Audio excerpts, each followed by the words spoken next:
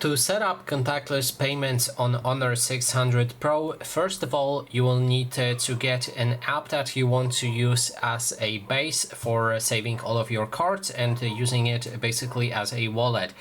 So in this video, I'm going to focus on an app called Google Wallet that you can find on the Google Play Store. In this case, we need to download it. It's this one right here. Make sure that you download the one from official Google.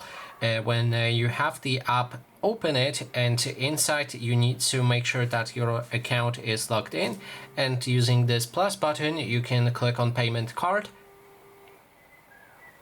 and then you can scan your QR code, your card using the camera, or you can enter details for your card manually right here as well.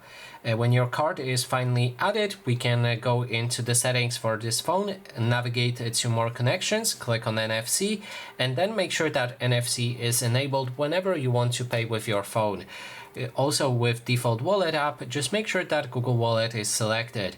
And that is basically everything. Thanks so much for watching.